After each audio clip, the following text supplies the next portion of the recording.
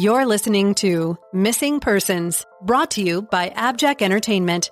Be sure to check out some of the other great true crime podcasts from this network, including The Murder in My Family, DNA ID, Beyond Bizarre True Crime, Zodiac Speaking, Scene of the Crime, 3 Men and a Mystery, and All Things Crime. All of these podcasts are available for you to binge on right now, wherever you listen to podcasts. Subscribe where you're listening to this podcast so you don't miss an episode. The views and opinions expressed by guests on this podcast do not necessarily represent those of the podcast, its creators, or sponsors. If you would like to discuss a missing persons case on this podcast, please be sure to visit missingpersonspodcast.net. This episode may contain unsettling or disturbing subject matter. Listener discretion is advised.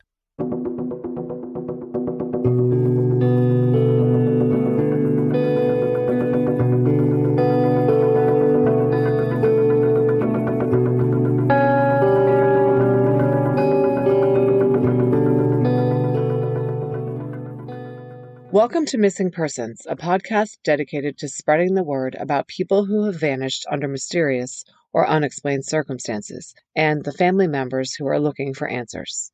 I'm Jess Betancourt. And I'm Mike Morford. Together we created this podcast to help give a voice to people who continue to search for their missing loved ones, in some cases even after decades have gone by. In each episode, you'll hear from Jess giving listeners the backstory and the basic facts of the disappearance. Then Mike will speak with someone who's intimately connected to the missing person, and his guest will share their story with us. Please stay tuned at the conclusion of this episode to hear about our Patreon program and our commitment to help find people who have gone missing. We'll also share with you where you can find more information and how you can join our team and help our efforts. You'll get recommendations for other podcasts we think you'll enjoy, and more. So sit back and enjoy this episode, and who knows, maybe you can help us find someone who's missing. Episode 42, Paige Coffey. In this year-end episode of Missing Persons, we are doing something exciting. A collaboration of sorts with our friends Nick and the Captain over at True Crime Garage. This is the case of Paige Coffey, missing from the Cleveland, Ohio area since 2019. Nick and the Captain brought this case to us, and together we decided that each of our shows would highlight Paige's case in the same week. At Missing Persons, we will be following our typical format in which I will summarize the case details and Mike will interview Paige's mom, Trinata Williamson. But please head over to True Crime Garage's show for a deeper dive into this case. They have detailed information on the suspect and have spoken with members of law enforcement, including the FBI, to pull together as much information as possible about Paige's case. Now, on with the show. In 2019, Paige Coffey was a young woman in her mid-20s living and working in the Cleveland, Ohio area. She was a graduate of Charles Brush High School and was enrolled in college classes at Youngstown State, pursuing her dream of being a fashion merchandiser. Paige had married young when she was just 20 years old, but she and her husband had gone their separate ways, divorcing in 2016. She remained close to his family and stayed in touch with his grandma. She was also very, very close with her own family. She and her mom, Trinata, talked daily, and Paige had a large, tight, extended family of cousins, aunts, and other relatives whom she loved. Paige was described as bubbly, energetic, fun-loving, and chatty, with lots of friends and an active social life. That all changed in 2017 when she met Patrick Samar Mason Jr., known as PJ, through his brother, a friend of Paige's. She and PJ hit it off. Paige had been living at home with her mom, but soon she started spending all her free time with PJ, who lived in the Oakland, Ohio area. And quickly, Trinata says, Paige began to withdraw from her family. She stopped posting on social media and stopped being in constant contact with her family and friends. She would go days without being in touch and often told her mom that she had lost or broken her phone. But once she admitted that PJ had her phone and was checking her Instagram account to see who she was in touch with. He would even text her friends pretending to be her to try to suss out if she was up to something. Her friends started comparing notes, noticing that Paige was acting afraid of PJ, allowing him to control her life, and becoming docile and quiet. She told one of her friends that it was easier just to let PJ have his way and not to argue with him. She didn't want the outside world to observe the way he treated her, so she withdrew from her friends and family. She was afraid and ashamed. Paige stopped talking to her mom as much and was not forthcoming about what was going on in her life, knowing that Trinata wouldn't approve. And Trinata didn't. In fact, she would not let Paige and PJ stay with her at her house, so they were forced to stay in motels or crash with other friends or PJ's family. Trinata watched as Paige started to exhibit more and more signs that she was being physically and emotionally abused. She saw holes in the walls of Paige's apartment before Paige moved out of the place. Paige had injuries like a black eye and a bloody knee that she admitted had happened when PJ threw a knife at her. PJ would not let her drive or take an Uber anywhere. He stopped letting her be alone with her family. Basically, Paige had to be with him at all times. PJ always had to be able to see her. Paige started not being able to meet her mom's eye when she would lie to her about how she had been injured or what was going on, and became withdrawn and quiet. Paige eventually moved into the home of her grandmother, Effie Kendall, her father's mom, who had a house on Oakshore Drive in Bracknell.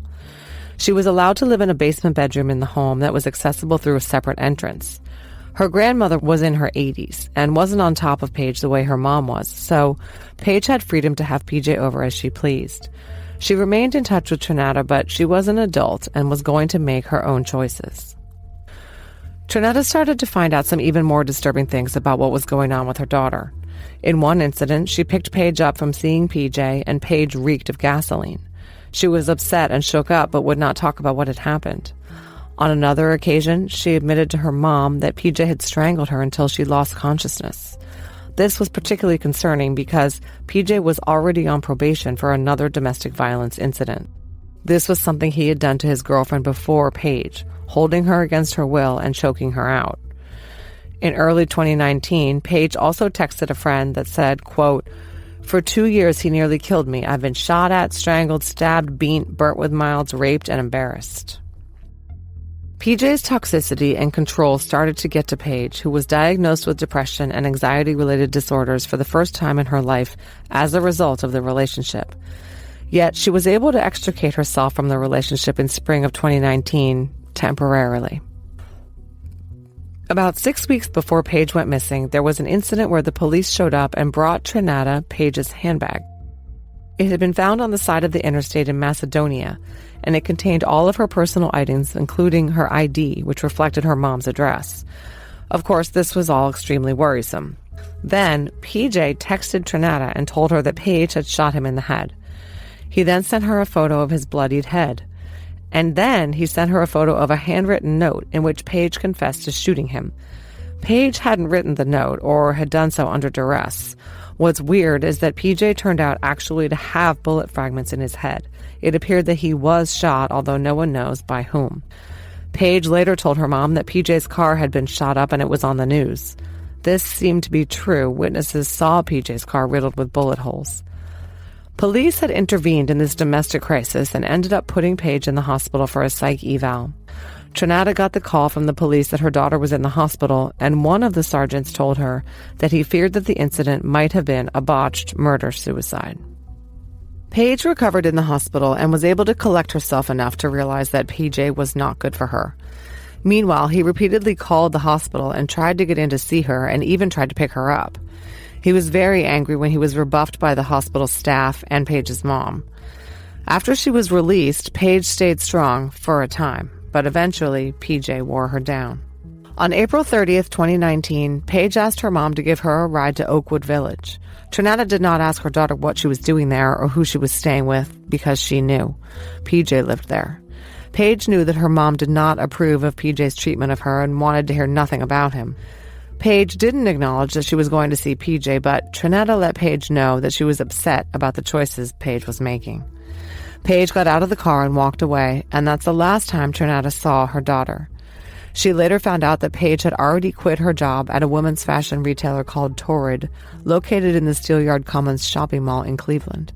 She told her employer that she didn't have a car, so she couldn't get to work. But Trinata knew that really PJ didn't want to share Paige with anyone. He wanted her world to revolve around him and him alone. On May 1st, Paige texted her mom asking her to add $30 to Paige's Cash App card. She didn't have a bank account, but kept a balance of funds on the card that she would access like cash. Trinata complied against her better judgment, and that was her final interaction with her daughter. Paige didn't contact her mom after that. Her grandmother said she hadn't returned to her basement room either. Trinata started to become very worried. When Paige failed to call on Mother's Day, May 11th, she knew something was very wrong. There was no way Paige would not have called on Mother's Day if she could. Trinata decided to call PJ. When she got him on the phone, he told her that he and Paige were broken up and he hadn't seen her in weeks. She knew this wasn't true. She enlisted the help of her goddaughter to call PJ and confront him about Paige. In the call, which I have heard a recording of, he can be heard mumbling that he and Paige weren't together, but that she went downtown to go to court with him on May 7th. After that, he said he had no idea where she went. On May 17th, Trinata went to the Bratenahl Police Department to file a missing persons report on Paige. Bratenahl was the town in which Paige had been living with her grandma. I reviewed the missing persons report. It reflects that Trinata told the sergeant that she had not had any contact with her daughter in more than 2 weeks, and she believed she was last seen by her boyfriend, Patrick Mason, a.k.a. PJ. Bratenahl police opened a case file on Paige, but they were skeptical of the urgency of the situation and somewhat slow to respond. They issued a missing persons alert, which read that she might be in danger because of a, quote, change in mental status. This was because they had asked Trinata if Paige was depressed, and she said yes, knowing that her daughter was unable to get out of an abusive relationship. The bulletin had a deleterious impact on the investigation because it made it appear that Paige had maybe left as the result of a breakdown. Trinata knew this was not the case. Even if Paige was struggling mentally, she would not ever have just dropped off the face of the earth and stopped all contact with the people who had supported her all her life. PJ told Bratenahl police that he had been staying with his grandmother and had not seen Paige for about a week. Earlier, he had told Trinata he had not seen Paige in weeks. His stories didn't match up. Investigators were eventually able to confirm some of Paige's timeline in the last days before she disappeared. Police verified that on May 5th, Paige and PJ stayed at a cheap motel in Copley Township near Akron. But they left on the 6th after being evicted for smoking in the room. On that day, a Monday, Paige went to work with PJ. He worked as a landscaper, so they were together that day. And the following day, Tuesday, May 7th, police knew that PJ went to see his probation officer for a required check-in. They found surveillance footage of Paige and PJ together at a Home Depot in Steelyard Commons shopping mall in Cleveland. They each purchased something. Records showed that Paige bought a candy bar and PJ bought a Snickers and some brake fluid. And they left the store together. Unfortunately, there are no surveillance cameras outside the store that show where Paige and PJ went when they walked out. And no one knows where they went after that either. But when PJ said he hadn't seen Paige in weeks, he was lying. Paige had recently changed her phone number, probably so PJ could ensure that none of her family or friends could reach her. Police tracked it and found that her phone last pinged on the same evening as the Home Depot trip, May 7th, around 6 p.m. After that, it was shut off. Paige never contacted her family or anyone again. Let's take a look at Paige's boyfriend, PJ. He has quite a record. First of all, he was charged by Cleveland police for aggravated menacing on January 12, 2017, in a domestic violence case that resulted in a no-contact order. Then on January 26th, he was again charged with domestic violence and also unlawful restraint. An arrest warrant was issued for him on February 9, 2017. This was all for the assault of his ex-girlfriend, the one he had beaten, choked, and held against her will for 2 days. He was found guilty of the menacing and domestic violence charges and got 180 days, but served no actual jail time. At the time of these 2017 charges, PJ already had a record.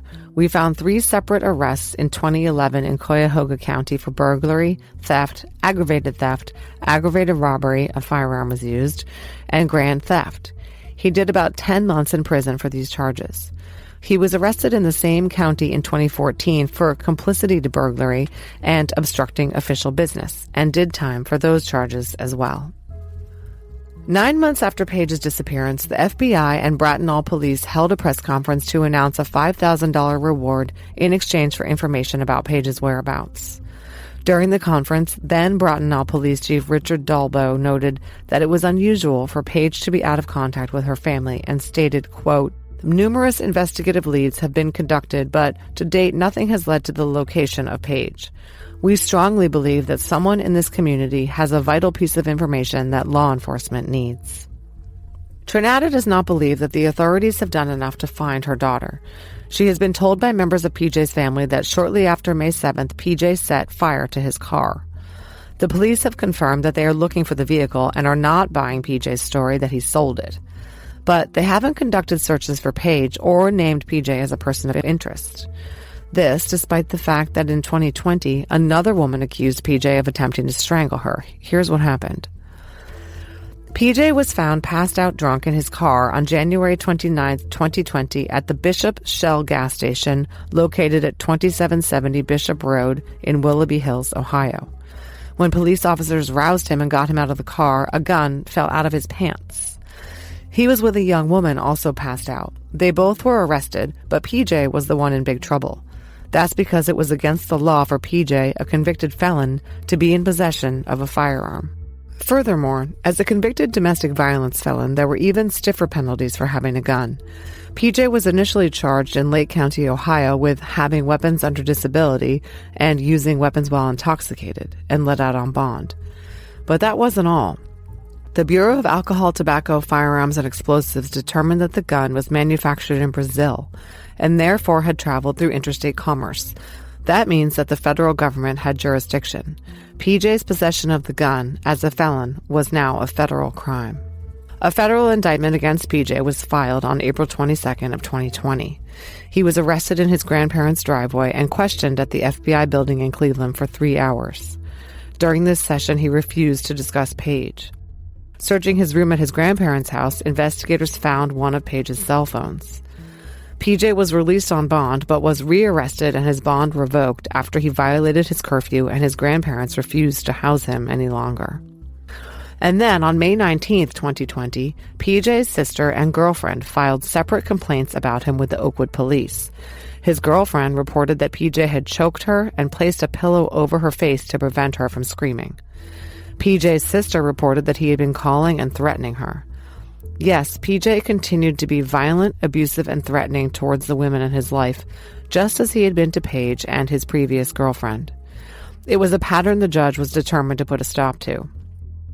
Magistrate Judge David A. Ruiz decided to lock PJ up pending trial because of his history of domestic violence, his criminal history, his not being welcome in 3 different homes within his own extended family, and his posing a substantial threat to the community. In the judge's view, PJ posed an escalating threat to the safety of others. Of course, this was all too late to help Paige. So PJ sat in the pen waiting for trial. Remember, this is on the gun charges. They had nothing to do with Paige. His attorney entered into an agreement with the prosecutors that PJ would enter a plea of guilty to count 2 of the indictment, the possession charge by someone convicted of domestic violence, and count 1 would be dropped, a gift. PJ pled guilty in court, and the judge set sentencing for March 4th, 2021. But before that date, PJ moved to withdraw his guilty plea, despite the fact that the judge had made sure that PJ understood the full implications of what he was doing when he entered into it. The judge denied his request. PJ was going to prison. Patrick S. Mason Jr. was sentenced to 58 months imprisonment on March 4th, 2021, on the charge of possession of firearm by person with prior misdemeanor domestic violence conviction. So PJ is in prison and cannot victimize or abuse any more women for the time being.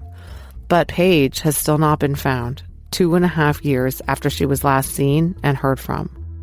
We have learned that police and the FBI are looking into her case, but in the absence of someone talking or finding Paige's remains, the investigation is progressing very slowly. Paige Coffey is 5 foot 8 inches tall and 230 pounds with brown eyes and black hair. She has a tattoo of piano keys on her arm. Please, if you have any information about Paige, call the Bracknell Police Department at 216-622-6842. And don't forget to go and check out episode 541 of True Crime Garage, Paige Coffey. Mike Morford sat down to talk with Trinata Williamson, Paige's mom, for Missing Persons. That conversation is coming up after a word from our sponsors.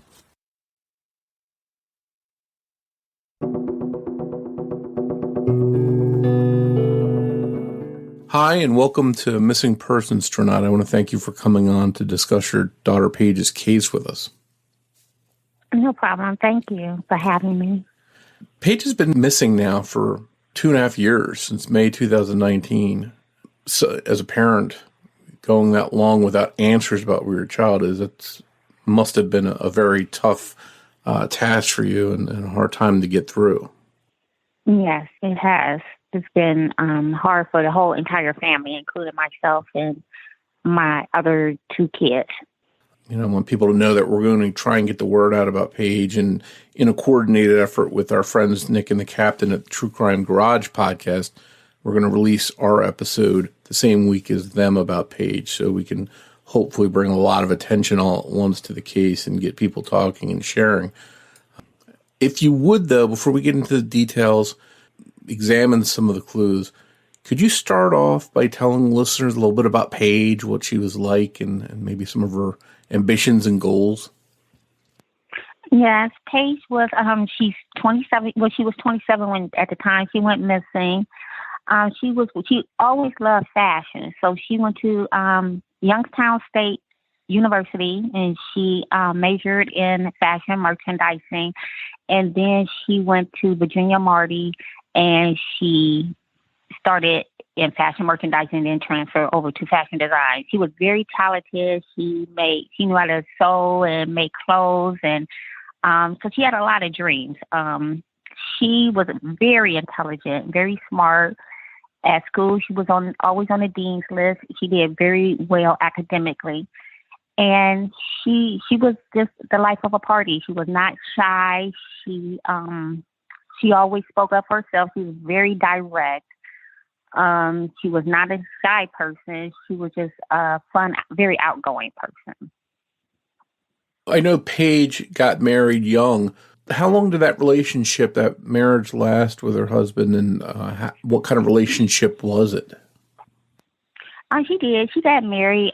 She stayed married for like maybe 5 years. She got married at the age of, I want to say she was 20. She got divorced when she was 25. I thought it was a pretty okay relationship. They had dated, they had met in high school. She used to tutor him at Brush High School, the school she graduated from, and that's how they met. And she always stayed in contact. And then after she had graduated, they linked back up, and they started dating for like maybe a year. And she got married, and he was in the service, and her ex-husband, and he was in the Army, I believe. And then they moved to Hawaii. And I'm not sure what exactly happened, but they had to move back. He had got dishonorably discharged. I know that. And then they had to move back to the States. Well, Hawaii is a state, but they had to move back to Ohio. So their relationship wound up ending. What did Paige do? Did she just decide she was going to be single for a while? Did she decide she wanted to date different people? Yeah. She got married really young, and I think she was more pushed to get married by his family. I was against it because she was so young, but the young man's family was like, they believed in marriages and being really young, and it was okay. So she was an adult, so she just decided to get married. And then I think Paige just felt like what he had told me, that he didn't have any motivation. Like, he didn't want to do anything more than what he was doing in life. So she kind of was like, Mom, I'm going to leave this marriage. And by then, he was okay with me. I didn't have nothing against the young man. I always thought they got along very well, to my knowledge. And then, so I was shocked that, she just said she just wanted something more. So they end up separating for maybe like 6 months before she got a divorce. She moved out of the home, and then he stayed in the home. And then he was from Youngstown, Ohio, and then he went back to Youngstown. And after that, Paige, I guess, decided she was going to spend a little bit of time on her own and not rush into a relationship.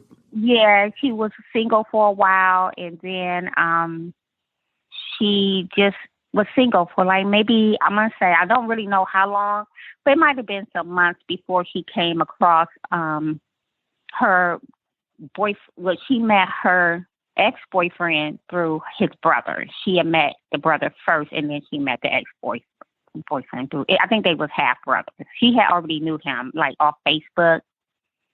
So this was someone that she had known? Not her ex-boyfriend, but the brother. Okay. Yeah, she knew his brother, the ex-boyfriend. Her ex-boyfriend, at the time of her disappearance, she knew his brother, his half-brother. Okay. And this new man that she started dating, is this PJ you're talking about?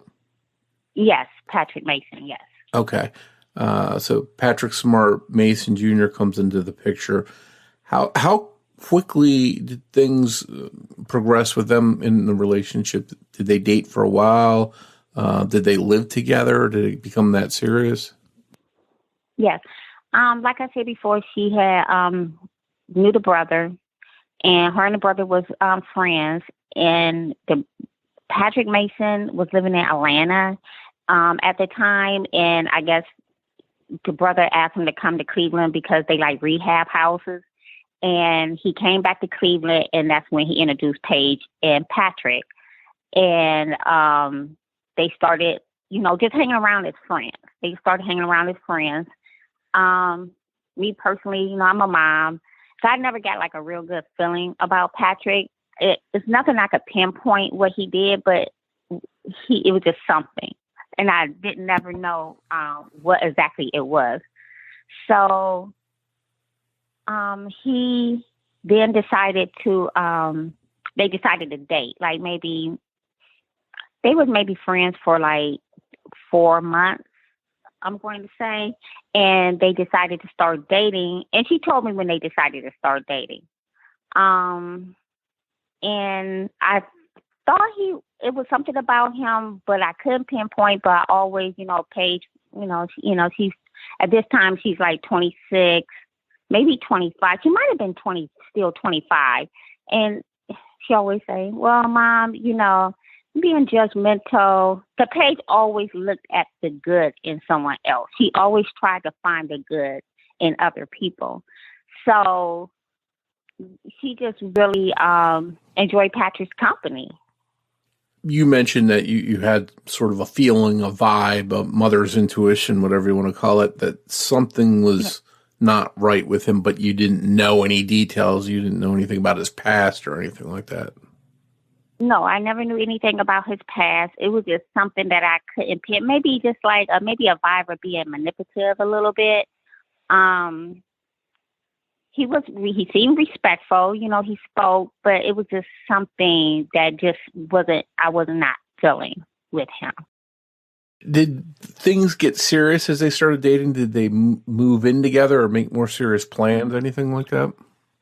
Yes, Paige had her own place, and she had a small apartment, and she was working, and Patrick eventually moved in, and then it seemed like things started turning for the worse. I would go over to her apartment, and it would be like maybe a hole in the wall, which was weird, So those were signs that I would see once I started going over there, because why would a hole be in the wall?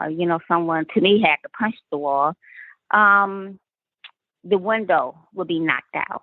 So I was just like, I would see stuff and I would ask Paige, I would question it. I would say, "Paige, what's going on? Why your apartment had a hole in the wall or a window just out? That's not normal." And, she would say, "Oh, we was moving the couch and the couch fell and, hit the window." Or, she would make up something, but I knew that it wasn't that. I knew that already. But this is what she would tell me. Then I saw her one day with a black eye. I asked her about that, and of course she made up a story that she ran into something. I remember one day her knee was wrapped up, and I saw blood.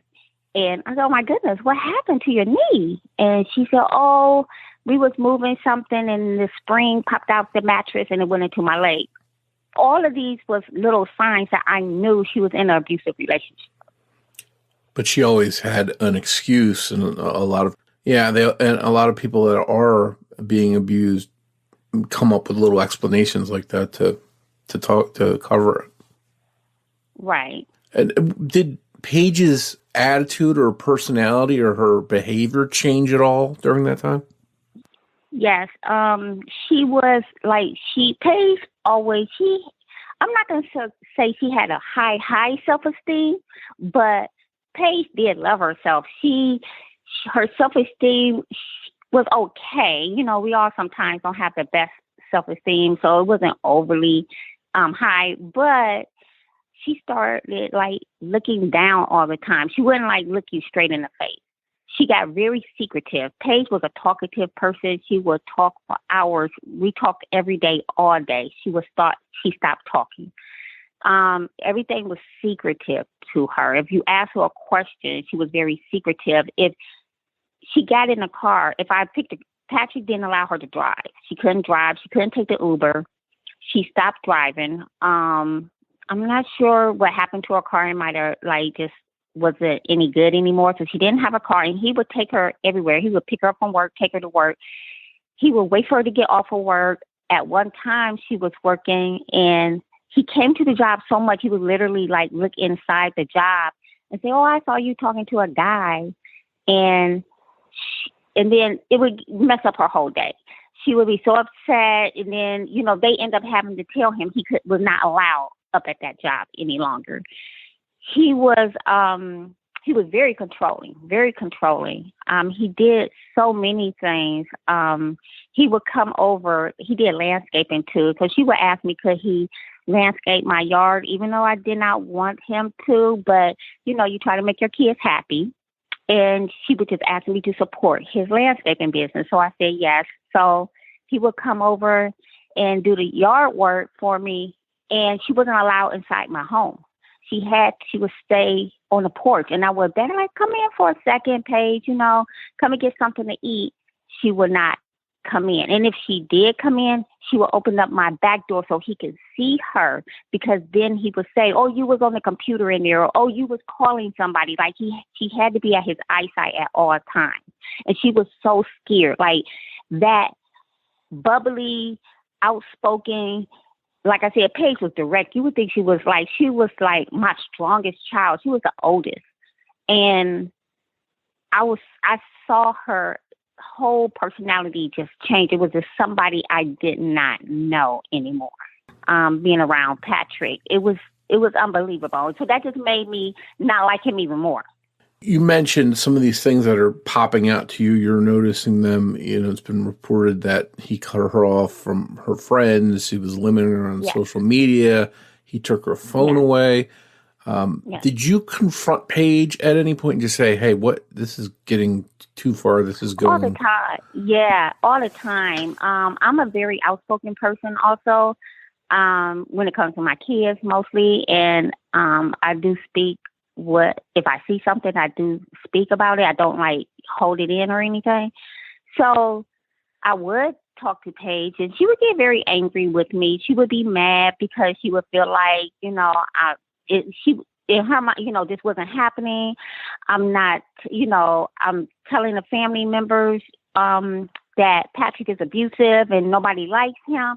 She would be very, very upset about that with me, because I would bring it up all the time because I knew something was going on.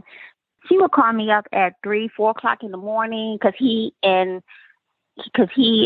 kicked her out the car, and she would be walking just walking in neighborhoods. And I would get up and I would go get her, because I knew in my heart that the first time because it happened numerous times, that I was worried about something happening to her when it came to him. So I never wanted him to ever think that her family did not have her back.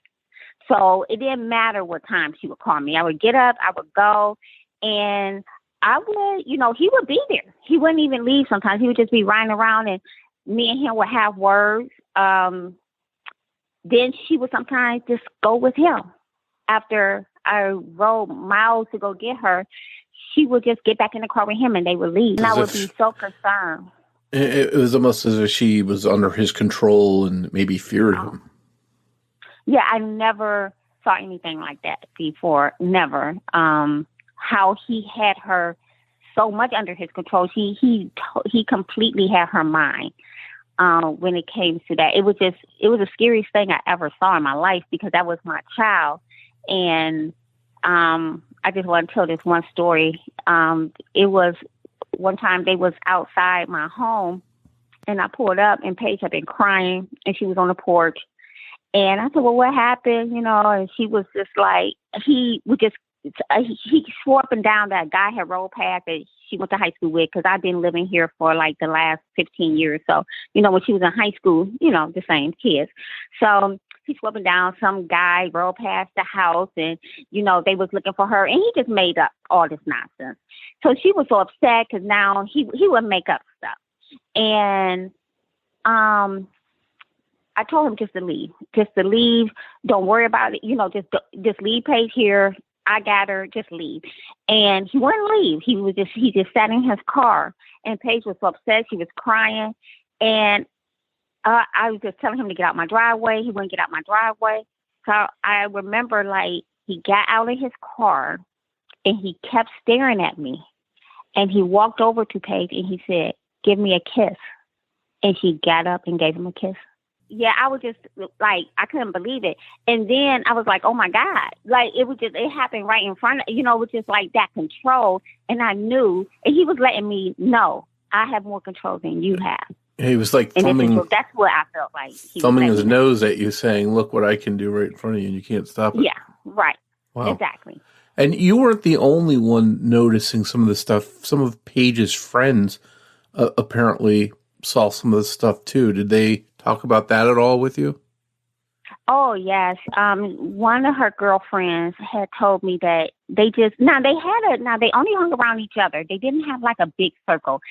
He did not have a big circle, and she did, because he took her from all her friends. But one particular friend, they kind of both were knew. And one time she said it was strange because they just showed up like 3 or 4 o'clock in the morning. She thought that was strange because, first of all, she had to go to work the next morning. She let them in, but she thought it was very strange. And they talked, but she finally just said, hey, I got to go to work. But she also noticed all this strange behavior that Paige had. And Paige kind of confided in her also a little bit. But she also was like, Paige, you have to get out this relationship. It's so toxic for you. And Paige just wasn't ready. I had begged her. I had asked her, she had a girlfriend that stayed in North Carolina from high school, and she asked her to come out there and just stay for a while. And I thought it was great. I would get the ticket, but she wasn't ready. She said, well, I'll just think about it. And that could have changed her whole life, but she just did not want to leave Patrick. Yeah, so you were hoping she would escape sort of just to get away. Yes, because I knew that she couldn't get over Patrick herself. I had accepted that. She could not get over him herself because, we would try so much just to get her from him, and nothing would, she would always go back. She just kept going back, and he wouldn't allow it. He would just call. She stayed with her grandmother and in Brighton, Ohio. And I know the police asked me, well, why did she stay with her grandmother? She was 27, she was living by herself. Then with her and Patrick, they had got evicted from that. Well, she had got evicted because of all the, just everything that was going on, the fighting and everything. So she had moved in with her grandmother, and he will call. The grandmother still had a home phone, and he will call that phone 50 to 100 times a day if Paige did not answer. And the grandmother noticed it, and she's in her 80s, but she has a right mind and everything. And she was actually still working. And she would beg Paige also. Paige, he's not good. This boy is so much trouble, and he's so dangerous. But between her aunts, her uncles, we all have tried, her brothers, because we knew it wasn't a good thing for her. That relationship wasn't good. So you've mentioned already a few disturbing things, but I want to ask you about a couple more specific ones. I know there was one time that you went to pick up Paige after some altercation that she had with her boyfriend in Shaker Heights. When she got in the car, she smelled like gasoline, like she had gasoline on her clothes, and she wouldn't talk about that. Yeah. Can you tell us a little bit about that incident? It was a Friday. I work 10-hour days, so I'm off on Fridays. And Patrick called me, and he had said, you need to come and pick up Paige, and we're up here at Shaker, and she's upset. So I was like, okay. So I got in my car, and I went up to it was a shopping center in Shaker Heights, Ohio. And I saw her out there, and she was outside the car. She was standing up. He was there. And, he would antagonize her. He would just, say things. He wanted everybody to think she was a crazy one. So he loved to show people, he was trying so everybody can get tired of Paige. See, it's her. She's crazy. She's out here. Because Paige was emotional. And a lot of women get emotional. And guys, they sit there. They be nice and calm. So when I got there, I told her, I said, Paige, just get in the car, so she got in the car and she smelled completely like gasoline. And I asked her, what was that smell? It smelled like gasoline, but she was just quiet. She never said anything. I had other questions for her, because it was a motel incident, I think few months back that happened, and she would never tell me. She was very, very secretive about everything that was going on with her and Patrick. And also I had received text messages from a young lady that was friends with Paige, that's from Paige's Instagram account. So it's Paige talking to her friend, that her friend sent me the screenshot. And she was saying that PJ have shot at her before, that he has tried to strangle her. He has burnt her with cigarettes. And also she has told me before that he tried to strangle her. He tried to suffocate her with a pillow. And that was in April. That's when I knew that this was out of hand. And I, said, Paige, you have to get away from this guy. You cannot go back to him. And I literally at one time begged her. And then she said she was. She had promised me after that incident with the gasoline, a couple weeks later, she had said that was it. And I was so happy. And I knew it was going to be hard. And because we all been in relationships that sometimes we can't try to get away from. So I told her, I said, I know it's going to be hard. I said, it's going to be really hard. This might be the hardest thing you will have to do. But you're going to look back and you're going to laugh and say, why was I even with this guy? He wasn't worth it. So you call me anytime. And she stayed with her grandmother. And I said, you can call me at any time. I don't care what time it is. If you want to just leave and go somewhere, we'll do that. And my sister, she had a great support system because her grandmother, because like I said, her grandmother's in her right mind. She was still actively working. She's a occupational therapist. Everybody, her aunt, my sister, which is my sister, my niece, we supported Paige because we knew it was so bad. So everything was going okay. She was trying to get away from him. And I remember my sister telling me she was at Paige's grandmother's house, and PJ just kept calling for hours. She said they finally, my sister picked up the phone listen, don't call this house anymore.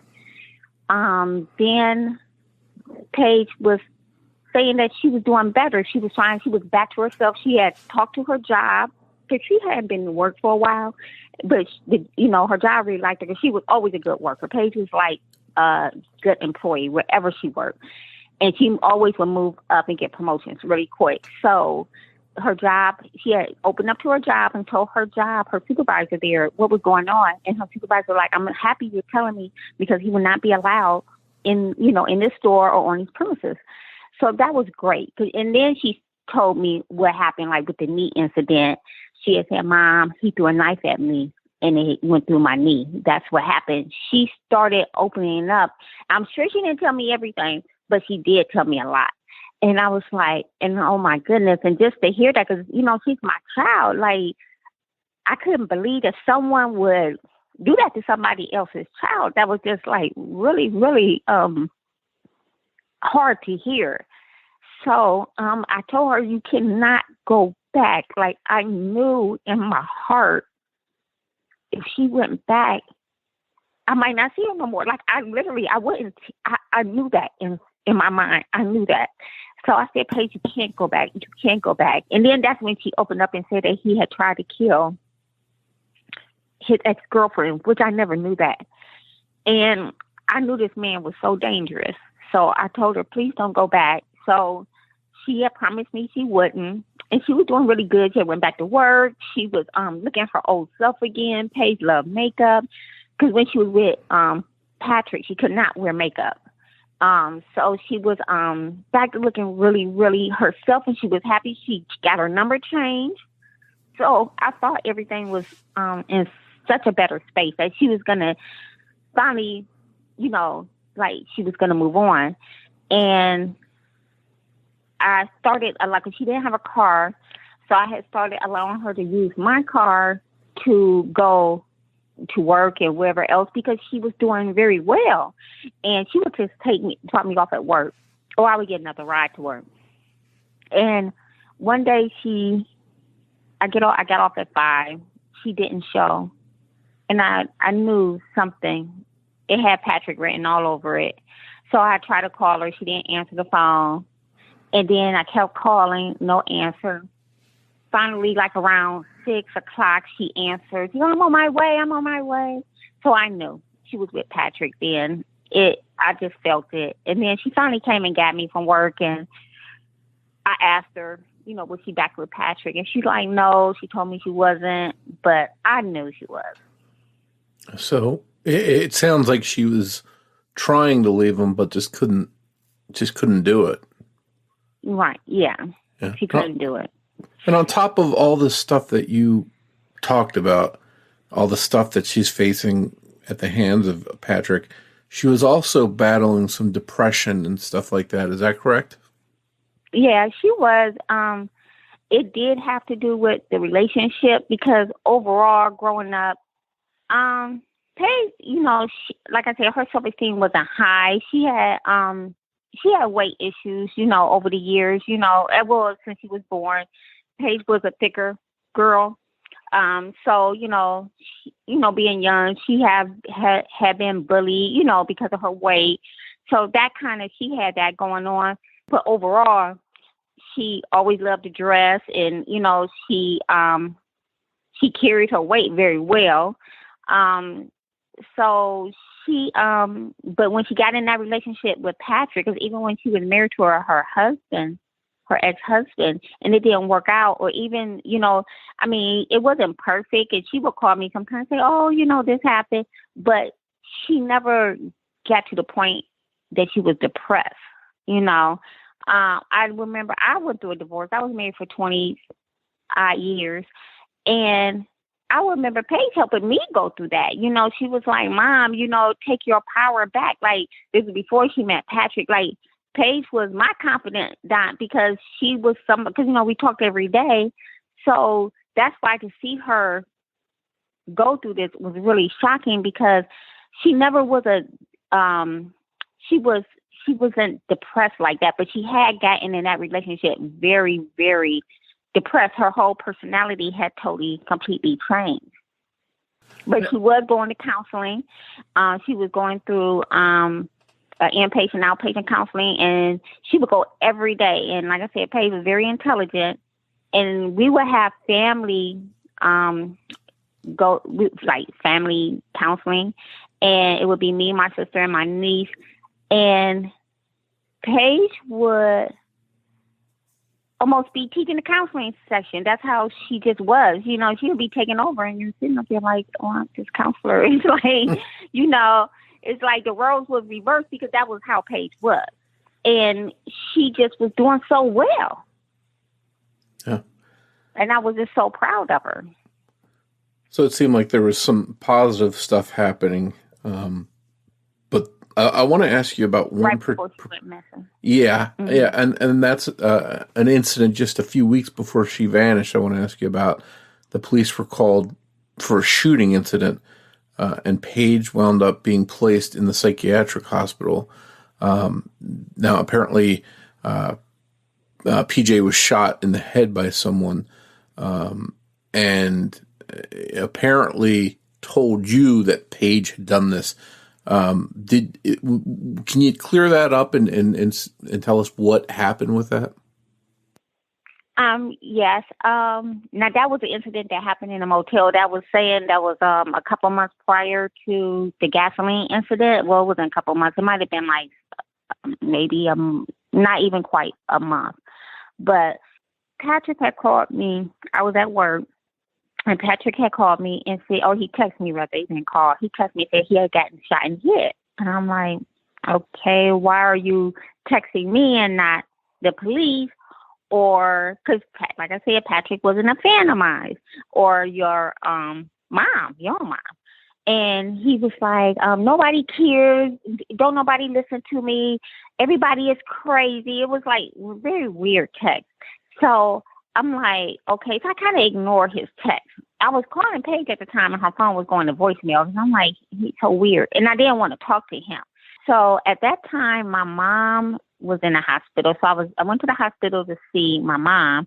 And while I was at the hospital, he texted me, Paige shot me in the head. I'm like, oh my God, what is he? Now he kind of got my attention, like what? And I'm thinking like the Paige is like black out, you know, did he like hit her and, you know, she just, you know, end up doing something? I didn't know.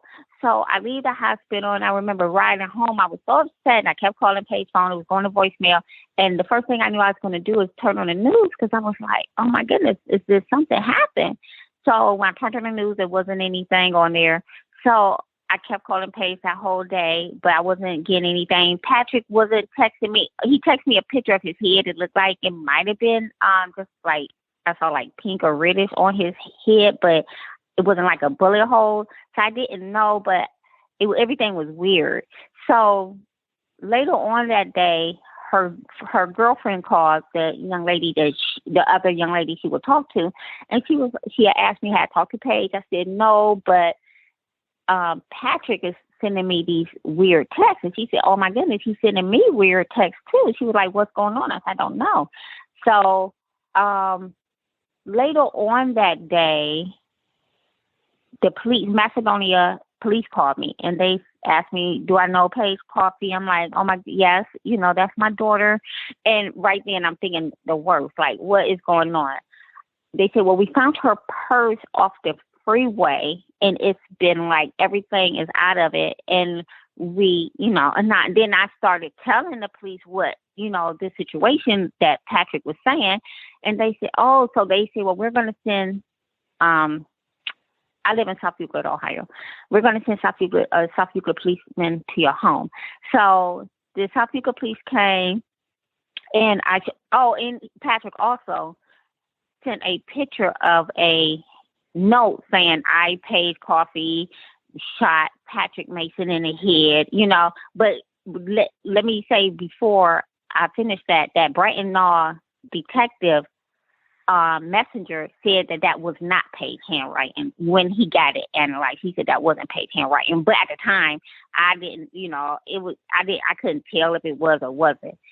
So I was telling the police that, so they took pictures of the, you know, the letter that was on my phone, and they said that they was gonna, you know, look for her and everything. So then that morning, they called me and they said, oh my goodness, everybody is okay. Paige is okay. They said Patrick wasn't shot. They said nobody has been shot. And this is what they told me. They said, but Paige was really emotional and upset. So we're going to take her to be evaluated at a hospital. And that was great because, you know, I needed Paige away from Patrick at this time. I just wanted Paige away. So I'm like, oh my goodness, thank you. So Paige is away from Patrick. Patrick claims he'd been shot. Now, I think I saw the police report and they said that they did see bullet fragments in Patrick's head. I don't know. So when Paige, after I could go, so then I get a phone call from the hospital that Paige was getting evaluated at, and they say, Paige is going to go home. She's okay, and her boyfriend is here to pick her up. I'm like, now that's the person that was supposed to just shot you in the head. So I'm like, no. I know she's an adult, but please, did you not read the report on how she got there? She cannot be with this guy. And I believe it wasn't Stowe, Ohio. It was Copley. So that's near Akron. So Akron, Ohio. So I was like, I would drive down there myself. You cannot let her go to, with him. So they was like, well, let us call you back. So when they called, I guess they talked it over with the doctor and they was like, maybe we shouldn't. So they called me back and said, okay, we're going to tell her that she's not going home. She's going to be upset. And I was like, fine, I don't even care. She could be upset because I could not let her go back into Patrick's hands or, where he's at anywhere. So Paige called me. She was upset, like they won't let me go. I don't know why. But I knew why, because I did not want her to. So that's when she was in the hospital, was at that time. And I was really trying everything I possibly could to keep her away from Patrick. She was safer being in this place than being out on the street. Oh, yeah, most definitely. She was. Anything away from Patrick, because I knew that was not safe for her.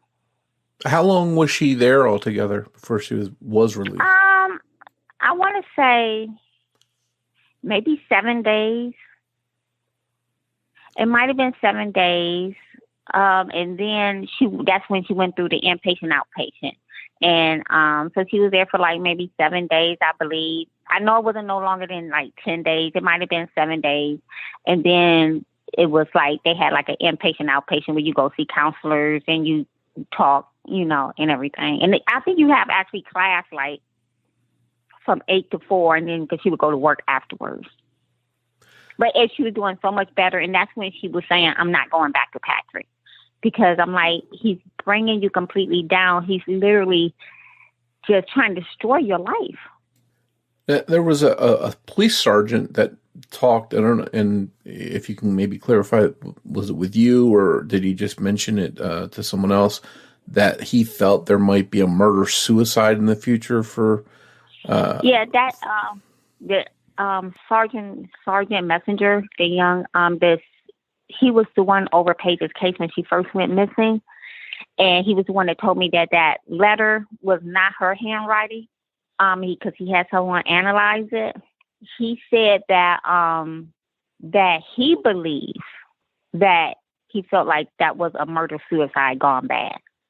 But he didn't really elaborate on it, but that's what he said. And he felt like, and I don't really understand how he thought it was that, because afterwards, after all of that, I asked Paige about that incident. I said, Paige, what happened? Well, I had two stories. Now, Patrick claims his car got shot up one time, and Paige said it was on the news. Now, I never saw it on the news. I'm not sure. Patrick says it got shot up. So I don't know if that's when, the bullet maybe grazed, because I think that's what he had, like a graze. But then Paige told me that also she had saw Patrick shoot himself in the head before. And when she said it, she had like the scariest look. Like, you just almost to look at me like, you just don't know what this boy is capable of doing. And then I asked her one time, are you afraid like that he would do something to me? And she said, yeah, he have told me that he would do something to you. But I always say, Paige know how I am as a mother. I'm like, nah, it would take a lot to make me scared of anything. And I feel like, some people, would say, is Paige, do you think she was hiding from him? I cannot see it because she knows that I've never been afraid of Patrick, and I'm not, and to this day, I'm still not afraid of Patrick.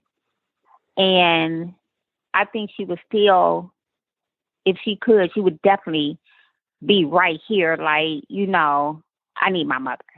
It sounds like Paige finally got the strength, the courage, or made up her mind that she was going to leave him, and that's when she disappeared. Mm-hmm. Can you go back to the last time that you saw Paige? You dropped her off at near PJ's in the Oakwood Village section. Mm-hmm. Is that correct? Yes. Well, I need to say two things. Easter was in April. I could have sworn I was with Paige on Easter because I remember being at her grandmother's house. I remember she was telling me that her grandmother wanted her to help her cousin with some Easter eggs. And Paige was making me laugh because she was saying that he was too old to color Easter eggs. And we was laughing. And I remember going upstairs, talking to her grandmother. And, she was cooking Easter dinner because her daughter and her son-in-law and the kids was coming back from a funeral in Florida. And she was cooking. So it seemed like I remember that was Easter because I just completely remember. Now, Paige's ex-husband states that his mom, when Paige went missing, I called her, and his mom and Paige always remained close.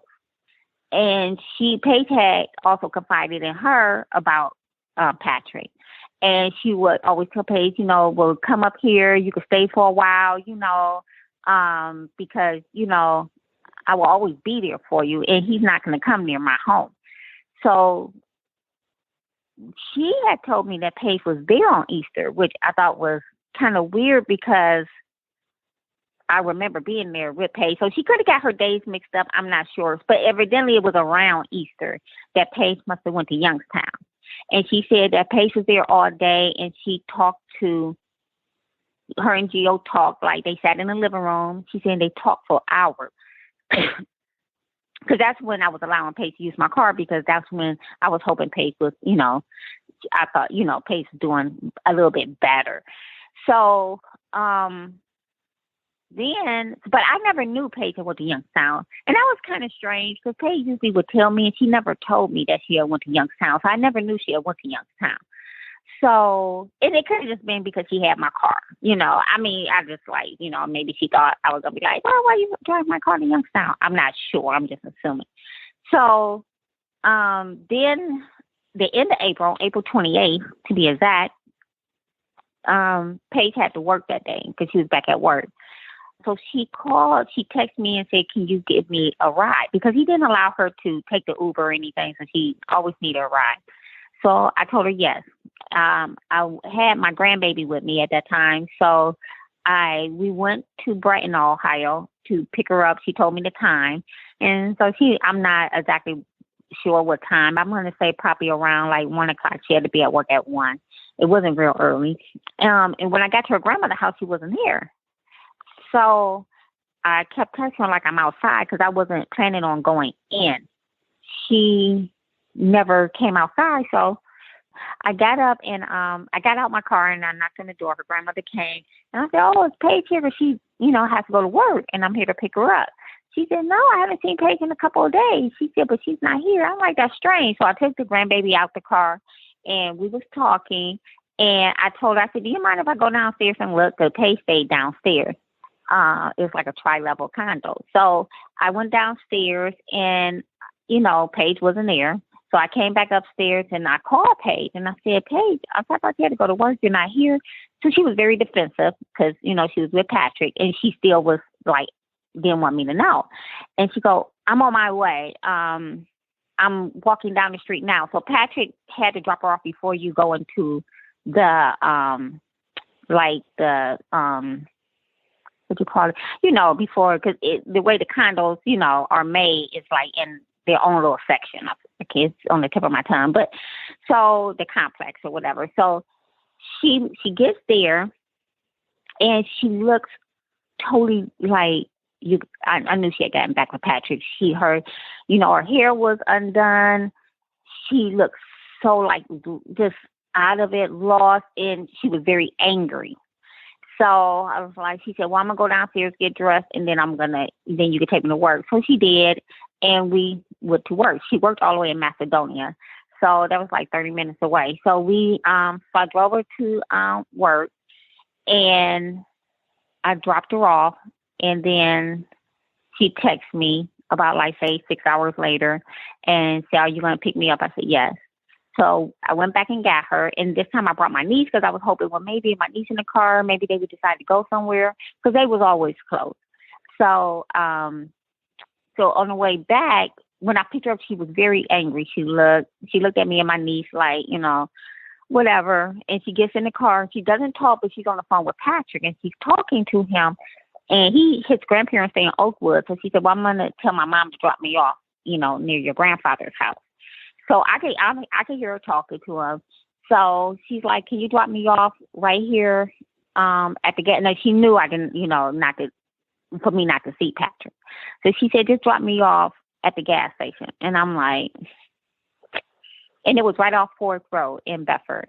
And I think it had to be around 6 o'clock by then, because I think she only worked 4 hours that day because it was daylight and everything. So I said, okay. So I dropped her off, and I didn't want to because I knew, but she was 20, she's 27. I didn't want to argue either with her or anything, because I knew if I said no, it would be like an argument. So I dropped her off, and she already asked me for $30, like maybe a day before that. So she had reminded me, like, Mom, are you going to still send me the $30? So I cashed apped her the $30. This was after I dropped her off. And then so by then it was like May 1st. Then 2 days later, I had got a phone call because she was like looking for other jobs, and I had told, and she would use my phone because PJ would always take her phone and throw her phone or crack her phone. So she was notorious for giving out my phone number, which was fine. And I was telling her that she had got a phone call, and here was the phone number, and she said, okay, thanks. And that was it. So then probably like my son moved on May 5th. So I was helping him move. I hadn't talked to Paige, but I just assumed Paige was just like, you know what? Because he always said I was coping over her. So I said, I'm going to give her space. I know she don't want me to know she's back with Patrick. I cannot change that, but I'm just going to give her space. So I hadn't talked to her, and it was like a week went by. So I knew that was strange, because like I said, even when Paige was mad at me, she would still, call me. So I started calling her, but she didn't answer. So I'm like, oh, or Patrick. I'm just assuming Patrick took her phone again. So I was telling my sister, because then I started getting these feelings like something's wrong. And I said, well, if Paige doesn't call me by Mother's Day, I know something's wrong. I just had a feeling. And my sister just was like, oh, Paige, and even my son was like, Paige just probably just want her space. And I'm like, I don't know. So Mother's Day came, I think it was like the 12th, and she hadn't called me. And that's when I knew it must be something wrong. So I called Patrick like a couple of days later, and I asked him, like, is Paige with you? And he was like, no, she hasn't been with me. I don't know where she's at. We broke up. And then I knew I needed to go to the police department, because I knew she wouldn't be with nobody else but him. Yeah. I mean, I already knew that. It wouldn't be, because she was with him all the time. So the police officers had said that her phone, May 5th, they was together. They was together at a hotel, that same hotel in Copley where all that stuff happened in. They was together. And then they had to leave because I guess if you pay cash for like a motel, and if you're trying to have it more days, they have to come up and check the room out. So when they came up to check the room out, they smelled smoke. So they told them they had to leave. Now, this is what the police told me this, but the motel, because I called the motel. And the young lady at the front desk, she was real scary to talk to me, but she did talk to me. And she told me, so they had to leave. So they left on that Tuesday. So that's May 5th, and that's Monday and Tuesday. Monday, she was still with Patrick because she went to his probation officer. Now, Patrick told me when he came out to probation officer that she was gone, which I know that's not true because Paige would never just leave. Then Tuesday, the police told me, Brighton police told me they was together all day because he was mowing grass or whatever. So they must have talked to his clients, and they was together, they said, that whole day, Tuesday. That was my Monday. And then her phone pinged at 11 a.m. when they was at Steel Yard at Home Depot. And that was like around 11 a.m. Tuesday. And then at 6 p.m. it stopped pinging. And they were actually caught on surveillance video, is that correct? Yes, at Home Depot in Steel Yard Commons. And they were both together at that time still? They were both together. I asked them, did they have any cameras? They said, they only had cameras inside and in that vestibule. They did not have cameras on the outside, which I find that's really weird because that's not like the best part of town.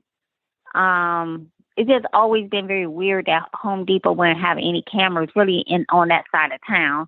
But they said they didn't have cameras, but they said that they bought a candy bar and he bought some brake fluid. His sister, when Paige first went missing also, his sister had said, because PJ was driving another, like a SUV. Well, all of a sudden, he didn't have that SUV anymore. He had a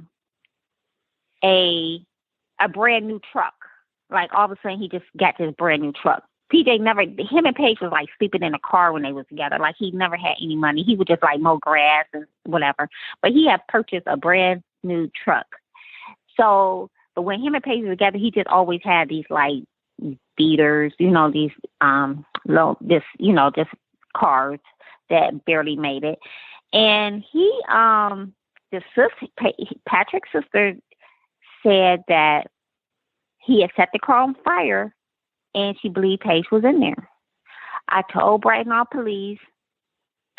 They told me that they would look for it. They never found the car. To this day, they never found the car. So when you hear stuff like that, it's got to be pretty tough to hear that. And oh yeah, it's like heartbreaking because you don't know. You just really don't know. But yeah. And then I talked to Patrick after, and we talked, and he was like, well, we didn't talk. I texted him, and he was like, well, I will meet you. And it was really late. It was like 11 or 12. So I called Brighton police, and I was like, well, he's willing to meet me. They was telling me not to go, tell him to wait till tomorrow. But I believe to this day, that's my regret, is I wish I would have met him and I would have went by myself. I wouldn't have cared because I feel like maybe he was going to tell me something that day. Yeah, it was on text because we haven't like spoke. But I had ran into him at Giant Eagle on my side of town. And he was with another young lady. And I was in a grocery store. And I saw him. And he tried to ignore me. And I, chased after him. And I asked him about Paige. And he was like, oh, no, I don't know where she's at. I just thought you guys was playing. Some people he starts rambling, saying people shooting at him. And his whole window was out in the back. And the car was the truck was this brand new truck. I don't know. He won't take a lie detector test. They asked him to take it. They haven't, to me, really interviewed him. They said they gave him a soft interview. I don't know what's a soft interview, considering he was the last person. And every time I asked Brighton police, why, to me, you have so much, because he tried to kill his ex-girlfriend. That is on record. He was on probation for trying to kill his ex-girlfriend. Paige is missing, and his ex-girlfriend was 2018 or 17. Paige was missing 2019. Then he had a new girlfriend in 2020 that he tried to suffocate. That's a disturbing I'm pattern. trying to figure out it's a pattern, and I mean, I don't even want anybody to ever come across this young man ever. Not even a man, I don't want nobody to come across him because he is dangerous. I want to ask you one thing. I know that your goddaughter called PJ and actually recorded the call. What did he have to say in that conversation? He was saying that Paige is, that he didn't know what Paige was at, that she had told him that she was going to change her number and that she didn't want to, he was just saying that he didn't know what she was at and she was going to change her number, which her number was changed, which I thought was weird because why wouldn't Paige give it to me, my sister, her cousin, the people that she was really close with. So I don't know. I could just assume. I'm assuming that PJ changed the number, so I couldn't get in touch with her. And that's probably why at that time I couldn't, because I think her number was changed around May 7th or 8th. I told the police that. They got the new number. Nothing. To me, that's kind of like, why would somebody had to change her number? And I just don't believe Paige would change her number and not give it to anybody. But I say Patrick also knew about Paige. That's why I had brought up Paige going to Youngstown on Easter, because Patrick knew that. And when I was looking for Paige, he go, well, why don't you ask her ex-husband, because she went down there. I know I'm like 120% know that Paige would never tell Patrick that she went to Youngstown, because Patrick was crazy. There's no way he was controlling. He was jealous. There's no way she would say, I'm going to Youngstown to see my ex-husband and his family. She would never. So how did you know that? How did you know that? I know Paige wouldn't say that. I know Paige wouldn't tell me that. I know she wouldn't tell Patrick that. So I believe somehow Patrick found out. And I believe that's when everything got bad. I believe that he found out she went down there and something happened, because when I went in her bedroom after she went missing, her bedroom was in, the worst disarray. It was like deplorable. It was clothes everywhere. It was her laptop was turned over. It was unbelievably just a mess. And the police never said nothing about that. And Paige would not be, she didn't live like that, So what went on down there, I don't know if they fought. I would never know. I asked the police did they go around to the neighbors and talk to them. They said, yeah. I don't know. I don't kind of believe that, but they said they did. But they did have to let Sergeant Messenger, the young detective that was on the case, go, because he did not.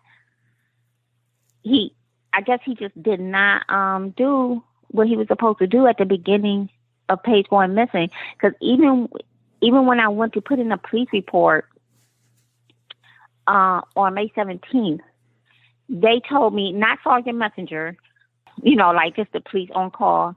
He was like, you don't look like you have a missing daughter. He didn't even want to take my police report. I literally had to beg him. Even though it was May 17th, it was a cold May 17th. And I remember being out there. They never asked me to come into the police department, because the police department was lightweight closed, because it's very small. So they closed I think at 6 o'clock. So you just have to kind of, but they never asked me to come in to fill out a formal police report.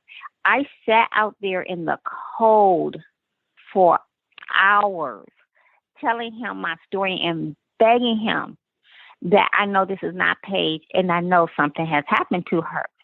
And finally, another police officer came out just to see if everything was okay, because maybe he was inside the building and he was just like, oh, what's going on out there? So maybe 3 hours, but by then it was dark. It was completely dark. And I'm still out there.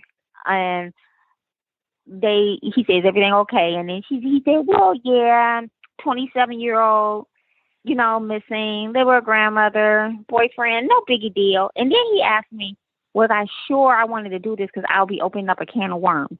I don't know what that meant because my daughter is missing, so it doesn't matter to me. But I told him yes. So then the next day I went back because I just they're going to take my formal police report. And that's when I wrote a formal police report. And in my words, to let them know what I felt. And when I got the police report that they typed out, it was nothing that I said. It was totally different than I said. They said mom and daughter is at strife and daughter is... I never said that we was anything. That never even came up in the conversation. Yet, she just up and left, and she was upset. No, and because he did ask me, well, why was she living with her grandmother? She's 27. She's grown. She could live where she want to live. It wasn't no big deal. Grandmother was there by herself. Yeah. So it sounds like to a grandmother. Yeah, and it sounds like they almost they didn't want to take your statement or what you had to say at all, and when they did, they changed your words around to make it seem like there was something. So if anybody was to see it and just want to help me, I think they'd be like, no, this is she probably just left to her own. Yeah. If I didn't know and I just read the police report, that's what I would think. Was there any kind of official searches done by police or by volunteers or anyone to look around certain areas or anything for Paige? No, I asked them. I never even knew where Paige was. I would ask them, can I do a search? Where was she last seen at? They would never tell me. I mean, where did her phone last ping at? They would not tell me. They said they couldn't tell me. And I'm like, why? They showed me the picture of where she was at on their telephone, at the Home Depot. I didn't know where it was because it was inside of, like a vestibule. And I'm like, well, it looked like a store to me, like a gas station. But now I found out they did not tell me till a year later that, and I found out by a friend of mine that went on that, it's called Nesmith or something where your phone could ping. And she told me. So I called them and I said, is this where Paige was at? And they was like, oh yeah. When was you gonna tell me? Because I said I could have I could have had volunteer search. I never knew where she was last seen. They would not tell me. By then it was COVID. Everything was shut down when I found out, and I couldn't even go to the stores to even ask people, or give flyers out down there because I never knew it was Steelyard. I was just assuming. I never knew. I just assumed that maybe she was I never knew where she was last seen at for over a year. They would not tell me. Were there any uses on Paige's bank accounts or any use of her social security number, anything like that after she went missing? Not that I'm aware of. I had asked her bank. She never really had she would always have a Cash App card. She used that most of the time, or a Green Dot card. She never really used a bank. Well, her job would put, how they give you a card. So her checks would go on some type of bank card, and she always just used that because that's the job that gave her the card. Her social security number, not that I know of, but I do know. I had asked the police because when everybody was getting the stimulus checks, I had said, well, this is the FBI. I asked. I said, I was just thinking I know Paige. If she was getting some money, she was going to get that money. So I had asked them, could they check? They the FBI. You would think that they might could check, to see if her stimulus check went somewhere because she would normally use my address, but I hadn't received nothing at my house. So I said, can you check to see if it's another address on there? People was updating their addresses, and they was like, oh, yeah, we'll check. They never checked. I ended up just saying, wait a minute, I know her social security number, and I checked and the STEM, it was still there. Later on, they sent me a letter saying, you didn't, to her saying you did never receive it. It was just like a letter. So that even verified it. But they never checked. Oh, and you brought up the FBI. Always say, okay. Yeah, you bring up the FBI. Are they involved in the search for Paige at all, or is it just local police?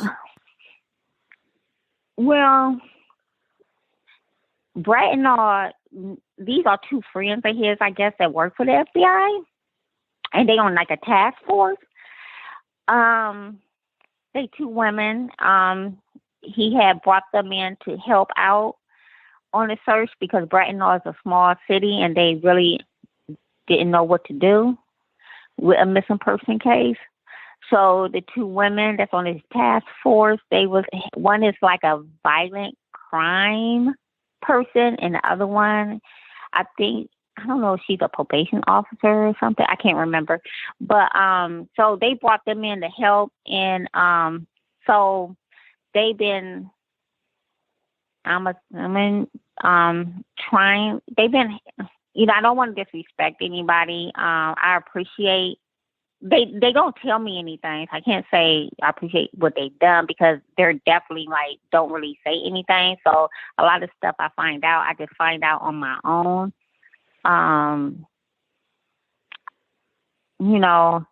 Because like I said, I should have knew about Steelyard, and that was the last place Paige was seen at. I should have knew that immediately.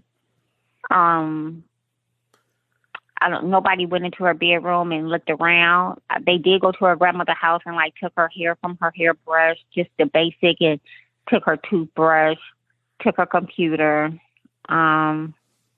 They also found Paige's cell phone when they arrested Patrick. Patrick is in jail now, but he's in jail on gun charges related to Paige. They found her cell phone in his home. And I know it's her cell phone because it was actually my son's cell phone first. And Paige must have I didn't know she even had that cell phone. So she had probably asked my youngest son. He maybe got a new phone at the time. And she said, can she have it? He said, sure. My cell phone. And still, it seemed like every time they find something or something come up, well, we can't really say she could have gave him the cell phone. And then they can't open the cell phone because it has a code on it. You would think in 2021 you can do certain things. They can't do that.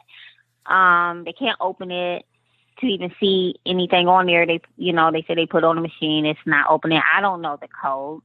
So I don't know. I guess that's, didn't help. They said Instagram accounts and everything. If it's private, they can't do anything because of security. I don't know about her computer. They took that. They could have. I don't know if they ever, what they did with that. But they had her computer. But it's just been a nightmare because nobody is really helping, and so much time have went past. It's been 2.5 years. Paige will be 30 tomorrow. Oh, wow.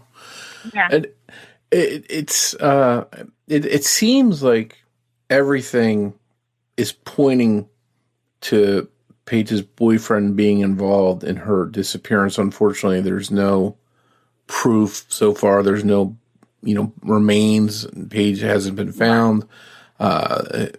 So that missing piece to connect him to her disappearance is just not there. Do you hold out hope that maybe Paige just got the strength to leave and start a new life someplace and she wanted to hide from him? Or is that something that you hope for? Or do you really believe in your heart that, he did something to her and she's not with you anymore? Yeah, you have to have hope, that you have to have. I mean, or you probably would just, I don't know. You have to have hope, but part of me do believe he did something because I know Paige. I know Paige would not, she would not be away from me this long. Paige is a mama's girl. And, like I said, we was very close. She's my only daughter, my oldest. And even, she was close with my mom. My mom has dementia. Paige knows my mom has dementia. She was a big help at my, with my mom. She would not, she wouldn't leave everybody. Her grandmother, on her dad's side, she would not put no one through this. Paige's dad passed 6 months before she went missing. She would never put her grandmother through this. Never. That's just not Paige. That is not her character. She would not do that at all. It's just something I know she wouldn't do. So even though I have hope because I want her to be alive so bad with all the strength I have possible, I want her to be alive. It's not a day go by that I don't walk out these doors and hope that she's standing there, that, that she is somewhere. But I know what Patrick is capable of. So that takes the hope away because I know he's a dangerous person and I know what he is capable of. So that scares me and that makes me feel like he did do something to Paige. And me knowing that Paige wouldn't call me and talk to me, and that's just not Paige. But of course, I want Paige to still be alive. So that's the reason why I have this hope that I hold on to a miracle of Paige being somewhere here. Now, whether she's alive or even if the worst happened and she's not, finding her remains, finding out what happened to her is obviously going to be important to you too, and to get justice, to figure out if her boyfriend or someone else is involved. Where can people go? Where can they help to provide information? Are there social media pages or websites that you would want them to go to, tip lines, anything like that, where they should go and provide information to help you find out the truth about what happened to Paige? Maybe help the police with tips or, even to find her remains? Oh, yes. Right. Get in contact with Brighton Hall Police Department. Their number is 216-681-1234. The FBI, get in touch with I don't know their number, but you can get in touch with them. She's on a lot of, she's on the county's website. She's on every website I possibly could put her on. Some website the police department has to put them on. A person cannot. So if I hear about a website, I always put Paige on there. It's the prosecutor's office website. I put her on that. I put Paige on every website I possibly can. I don't have a Facebook page, but it is a $5,000 reward out for anybody who knows of, anything. Hopefully people will help you and just come forward because it's the right thing to do. But some people, they hear money and that gets them interested in helping. But one way or another, I hope that someone comes forward if they have information. As a parent, I know this time without your daughter has been really tough for you. And especially now the holidays are here and we're approaching the 3-year anniversary of when Paige went missing. And I just want you to know that you're not alone. Paige hasn't been forgotten. And I hope that you are able to find out the truth about what happened to Paige. Thank you so much. And I appreciate you allowing me to bring awareness to Paige and bring awareness to domestic violence for young women who think they don't have an outlet. It is many outlets. And, I don't want any parent to go through this.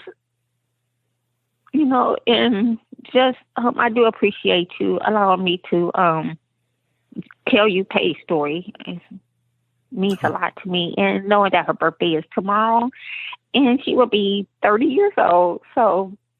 Well, we'll be here to support you. And again, we're going to do our best to share her story and get it out there. And hopefully someone out there listening, somebody shares it on social media and somehow, some way, someone provides a tip that helps you get some answers. We hope you enjoyed this episode of Missing Persons. If you can provide any information to help solve the case we discussed in this episode, please contact the appropriate authorities. If you enjoy this podcast, please take a moment to tell your friends about Missing Persons and invite them to listen to the show. Word of mouth will help us grow and bring these cases to a larger audience. You can also help us by taking a moment to rate and review Missing Persons on the platform you're listening to us now on. We'd like to tell you a little bit about our Patreon program. If you visit patreon.com/missingpodcast, you can sign up to help this podcast through ongoing monthly support.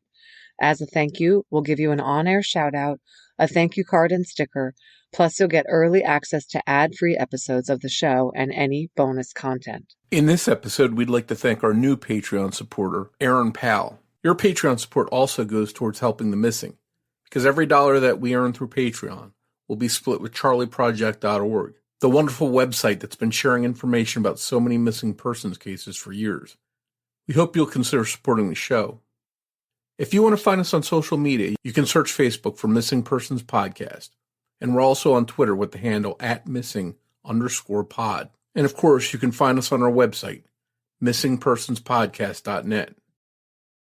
As we wrap up this episode, we'd like to play a preview of a true crime podcast we think you'll like. It's called Colts, Crime, and Cabernet. Be sure to give it a listen. Just a reminder, this is our last episode of 2021, as we'll be breaking for the holidays. But we'll be back with an all-new episode on January 15th, 2022. So on behalf of Jess Betancourt, this is Mike Morford saying happy holidays. We'll see you soon. When we started Cults, Crimes, and Cabernet, it was just a conversation between two friends about true crime over a glass of wine. It quickly grew into a passion project, and Melissa and I transformed this hobby into a mission. Our mission is to be a trusted resource while empowering others to use their voice and create a positive change for victims nationwide. After a year of covering different genres of cases, Whitney and I chose to narrow our focus and take a journey covering cold and unsolved cases in Season 3. While our main focus will be unresolved cases, we will still be exploring the fascinating world of cults. So we invite you to pop a cork and grab a glass because we have work to do. Cults, Crimes, and Cabernet is streaming on all major podcast platforms. Missing Persons is produced under the name AbJack Entertainment by Mike Morford and Jessica Betancourt. It's hosted by Mike Morford and Jessica Betancourt, with writing and research by Jessica Betancourt and editing by Mike Morford. Be sure to listen every other Saturday for an all-new episode of Missing Persons.